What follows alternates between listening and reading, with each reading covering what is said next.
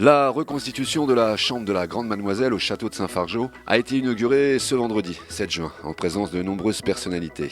Une histoire qui remonte de 1652 à 1657 où Anne-Marie-Louise d'Orléans, dite la Grande Mademoiselle, alors première fortune de France, a fait remanier tout le château.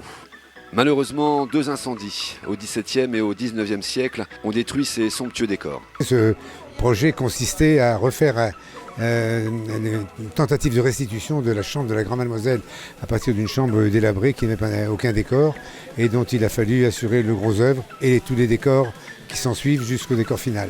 Tous ces somptueux décors faits pour la Grande Mademoiselle dans les années 1652 ont été totalement anéantis par 2 incendies au XVIIIe et au XIXe siècle.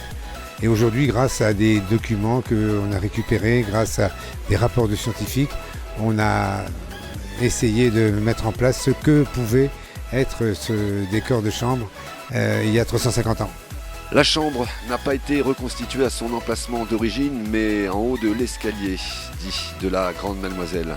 Un lit en baldaquin, inspiré d'un modèle du château d'Azay-le-Rideau, a été créé et décoré par Noémie Guyot. Du mobilier a été acheté, des tapisseries d'Aubusson ont été acquises à travers la France et retouchées par les costumières du spectacle historique du château. Des menuisiers et des peintres, eux aussi bénévoles, sont également intervenus.